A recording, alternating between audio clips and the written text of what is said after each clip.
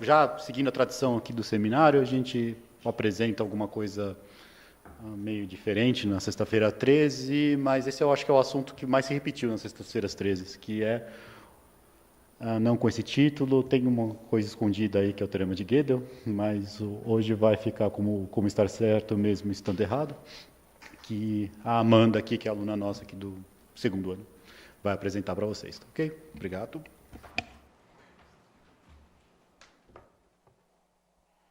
Eu sou a Amanda, eu vou apresentar como estar certo mesmo estando errado, numa sexta-feira 13.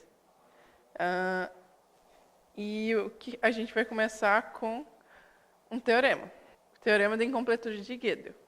Ele diz que toda teoria rica o suficiente, axiomatizável e completa é inconsistente. Mas o que isso significa, né? Então, a gente diz que uma teoria axiomatizável é a existência de um programa executado em tempo finito que verifica se uma sequência de símbolos é uma demonstração. Essa é uma definição, digamos, um pouco informal para o que é uma teoria axiomatizável, mas é aqui se encaixa melhor no que a gente vai precisar para fazer a demonstração. Agora, quando a teoria é completa, se para toda afirmação existe uma demonstração para ela ou para sua negação. E quando ela é inconsistente, quando uma afirmação e sua negação podem serem demonstradas. Se vocês não entenderem ou pensarem que não vão lembrar dessas definições, mais para frente elas vão aparecer de novo, então não tem problema por enquanto. É só para vocês terem mais ou menos uma ideia do que o teorema quer dizer. Agora um pouco de história. Ele foi provado no início de 1930 e publicado no Überformaluntersuchung der Prinzipien Mathematik. É isso aí. E o teorema acabou com um dos maiores sonhos de Hilbert. Aí a gente vê o segundo problema de Hilbert: demonstrar a consistência dos axiomas da aritmética. Aí a gente vai ver aqui toda teoria rica o suficiente, axiomatizável e incompleta é inconsistente. Demonstrar a consistência dos axiomas da aritmética.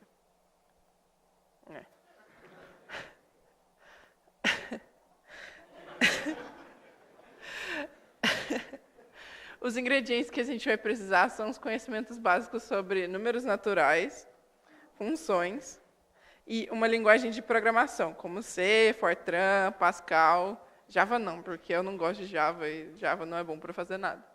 Agora, a gente vai fixar uma linguagem de programação e chamar ela de P. A linguagem é finita, ou seja, ela tem finitos símbolos, e cada programa gerado pela linguagem é finito. A quantidade de programas possível é numerável, infinita. Um conjunto é dito numerável quando há entre eles e os naturais uma injeção. Para vocês entenderem, mas para vocês perceberem que ela é realmente infinita, é só a gente pensar numa analogia com os números naturais. A gente tem uma quantidade finita de dígitos e cada número gerado tem uma quantidade finita de dígitos também. Mas a gente tem uma quantidade infinita de números naturais. Mas a gente vai provar por que ela é numerável agora. A gente vai dar para cada símbolo da nossa linguagem um número. E a gente poderia associar, então, para cada programa, o número gerado pela concatenação dos números de cada símbolo. Vocês vão entender melhor o que é isso. Mas como garantir que esse número seja único? Se o número for único, vai ter uma injeção com os naturais, que é exatamente o que é numerável. E para entender melhor, a gente vê essa sequência de símbolos. Supõe que tem um número de 3 dígitos para cada símbolo. Associamos um número de 3 dígitos para cada símbolo. A gente está usando 3 dígitos porque, supondo que a nossa linguagem de programação tenha menos de 900 símbolos. Se tivesse mais, a gente podia usar 4 dígitos, 5 dígitos, etc. Mas a gente vai usar 3 dígitos porque vamos supor que tem um símbolo de 2 dígitos e um símbolo de 1 dígito. O que vai acontecer? Se a gente tiver o número 111, por exemplo, a gente não vai saber se ele é AB, BA, AAA ou o asterisco lá em cima, que é o da nossa sequência de símbolos. Agora, associando um número de 3 dígitos para cada símbolo, a concatenação dos números gera um número maior único. E assim a gente provou que tem uma injeção. Agora a gente vai definir o que é uma função não computável. Mas primeiro a gente vai ver o que é a definição de uma função computável. Vamos dizer que f é uma função computável se existe um programa feito na linguagem P que, ao receber o valor n, devolve f de n. Dessa definição de função não computável, a gente sabe então que é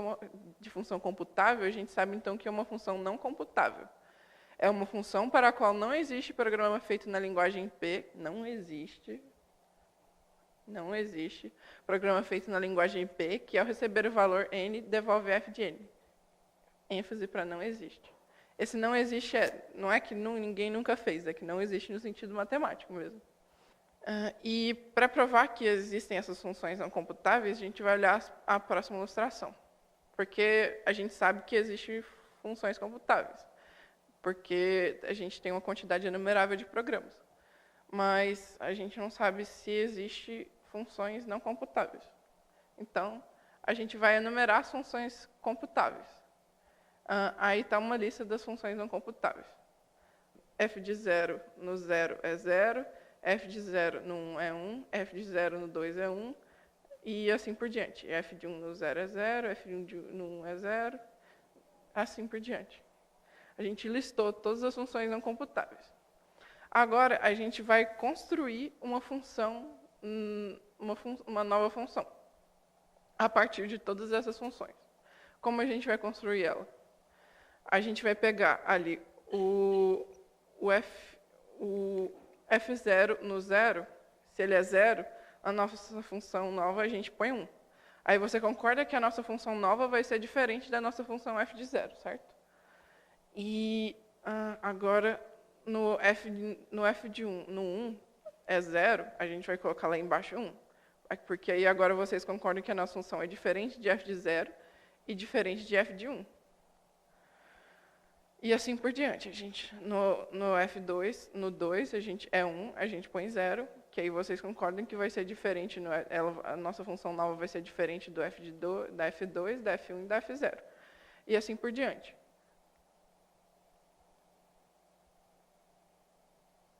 A gente vai gerando a função. Vocês concordam que aqui são todas as funções listadas? São todas as funções listadas. Nas funções computáveis. Se a gente formou uma função nova, e aqui são todas as funções computáveis, essa função aqui é uma função não computável, porque ela não faz parte da lista de todas as funções computáveis. Então, note que esse novo elemento definido de tal forma é uma função não computável.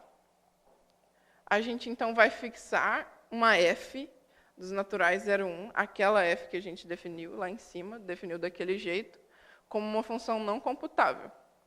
E note que a gente pode explicitar a função f, e, na verdade, a gente precisa que a gente explicite a função f. Assim, para a gente explicitar, basta determinar um método de ordenação para as nossas funções as funções fn. Se elas estão ordenadas, a gente vai saber o valor de fn, porque a gente sabe o valor de fn num k qualquer, certo? A gente montou elas a partir das F0, F1, F2, F3, Fn, a gente vai saber quanto que a nossa F vale, porque a gente sabe o valor, a gente sabe como elas estão ordenadas. Agora, vamos, para vocês não esquecerem que é muito importante essa função não computável fixada que a gente explicitou, vamos caracterizar ela um pouquinho. Essa aí, uma função dos naturais, que vai em 0, 1, que é não computável. Agora, a gente vai definir o que é uma teoria. A gente vai chamar de uma teoria uma coleção de axiomas e algumas regras de inferência. Agora, para entender melhor, uma regra de inferência é uma maneira de se obter afirmações a partir das anteriores. Por exemplo, a partir das afirmações A e A implica B, a gente obtém a afirmação B. Isso é muito utilizado, todo mundo usa. E isso a gente chama de modus ponens.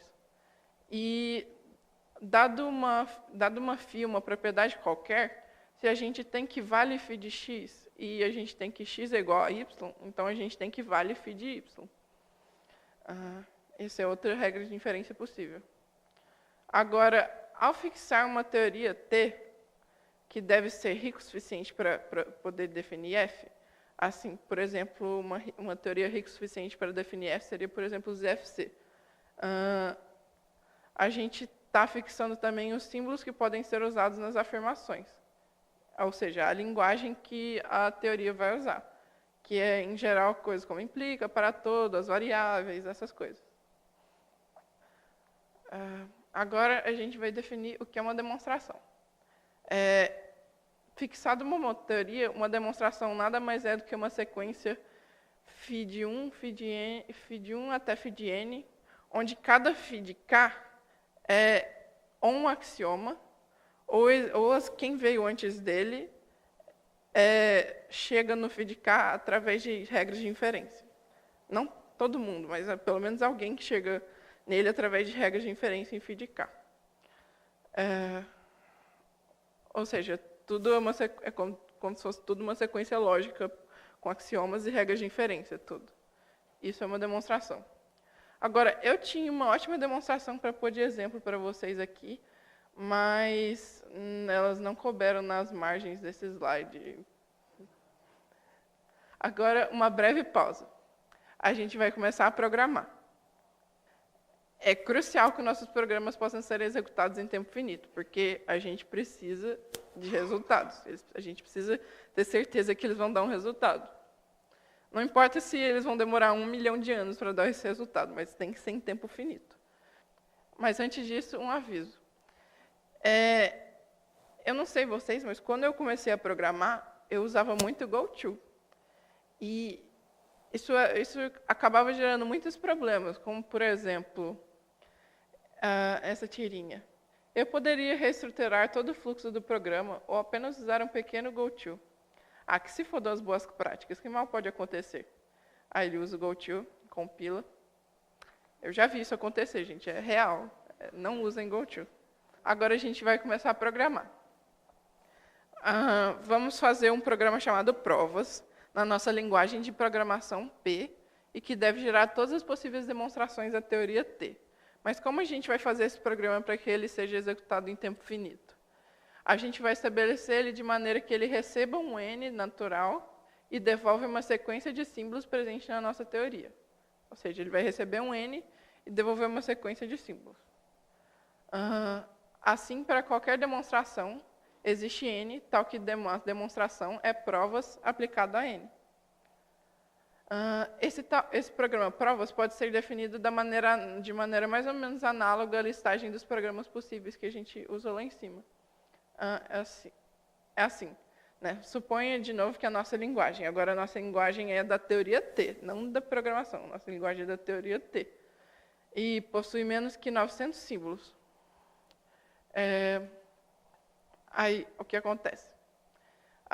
Eu tenho o símbolo A, símbolo B, o símbolo A é 739, o símbolo B é 378. Se eu digitar 739387 no meu programa, ele vai me devolver AB. Eu preciso de um símbolo para determinar o fim de uma afirmação. Porque, para a gente poder fazer aquela sequência de φ1, φ2 até φn, a gente precisa indicar quando que acabou o φ, quando que cada φ acabou. Então, a gente usa um símbolo para representar o final de uma afirmação. Aí aqui, né, 666, 9999, e é o final de uma afirmação. É uma afirmação final. E agora, se o nosso programa receber uma quantidade de dígitos que não seja múltiplo de 3, aí ele devolve um símbolo para ele indicar que ele não sabe o que aquilo significa. E lembrando que a linguagem é da nossa teoria T, não uma linguagem de programação, nossa teoria T. Todo mundo concorda que é possível fazer um programa desses? Ok. Agora a gente vai fazer um programa chamado É uma Demonstração. Esse programa É uma Demonstração é o programa que atesta que nossa teoria é axiomatizável. O É uma Demonstração ele vai receber 2 parâmetros, uma sequência de símbolos e uma afirmação φ de t. Daí ele deve retornar 1 se a sequência é uma demonstração para φ, retornar 0 caso não seja. O que é uma demonstração para φ? Uma demonstração para φ nada mais é do que uma demonstração cuja última afirmação é a própria φ. Todo mundo concorda que dá para fazer esse programa? Eu espero que sim, porque né, é bem simples. Agora a gente vai começar a programar de verdade. Vai ter um código ali, vai aparecer um código aqui para vocês. Agora, primeiro, a gente diz que uma teoria é completa se para toda afirmação φ existe uma demonstração para φ ou para negação de φ. Agora, a gente vai supor a nossa teoria completa. Existe um programa provou que recebe uma afirmação φ e daí ele deve retornar 1 se φ admite uma demonstração e retornar 0 se a negação de φ admite uma demonstração. Como é esse programa? A gente pode explicitar ele facilmente. Aqui está rodando valores de n num loop infinito, mas que ele vai chegar a um fim, afinal. Porque se é uma demonstração que vai receber uma sequência de símbolos de provas n, se é uma demonstração, se a sequência de símbolos de provas n demonstrar φ, o programa vai retornar 1. Agora, se a sequência de provas n demonstrar a negação de φ, o programa vai retornar 0. O programa só roda em tempo finito porque a gente sabe que t é completa. Porque a gente sabe que existe uma demonstração, pelo menos uma demonstração para φ ou para negação de φ. Então, uma hora ele vai parar aqui ou no φ ou na negação de φ. Então, ele vai retornar um valor. Agora, de volta à nossa função f. Ela está de volta aí para vocês. Uma função não computável que a gente exibiu, que vai de 0 a 1. Agora, a gente nota que se t é completa, para cada afirmação do tipo f de n igual a 1 ou f de n igual a 0, existe uma demonstração para f de n igual a 1 ou para f de n igual a 0. Assim, por quê? Como a nossa teoria é completa, se não existe uma demonstração para f de n igual a 1, existe uma demonstração para f de n diferente de 1, que é justamente de fn igual a 0, porque o contradomínio da nossa função possui somente esses dois elementos, 0 e 1. Agora, a última definição a gente diz que uma teoria é consistente se não existe uma afirmação φ, tal que existam provas para φ e para não φ. Ou seja, não existe uma demonstração para ambas ao mesmo tempo, só para uma ou para outra. Agora, o programa final que a gente vai fazer. A gente vai supor t completo e consistente. Nota, então, que para cada afirmação do tipo f de n igual a 1, existe uma demonstração para ela, ou existe uma demonstração para f de n igual a 0. Não para ambas, só para uma delas. Mas não para ambos os casos simultaneamente. Agora, faça um programa arbitrário chamado string, que ele recebe n e retorna a string f de n igual a 1. F de n igual a 1 também é um valor arbitrário. Ele não vai importar muito. Feito isso, basta olhar o seguinte programa. Se provou, perceba que o programa recebe o valor n, porque a gente fez o nosso programa string. E a gente vai entender melhor como esse programa funciona num flowchart, que eu vou na próxima negocinho. Aquele programa. Ele vai começar aqui. Ele vai perguntar, existe uma demonstração para f de n igual a 1? Aí ele vai ir para o programa, ele vai chamar o programa provou. Se uma sequência demonstra f de n igual a 1, ele provou retorna 1. E o programa final retorna 1. Se uma sequência demonstra f de n igual a 0, provou vai retornar 0 e o programa final vai retornar 0. Enquanto isso, enquanto ele não encontrar uma sequência, ele vai ficar rodando. Lembra que, como nossa teoria é completa, ele vai encontrar sempre um resultado. Então, esse programa aqui vai ter sempre um resultado.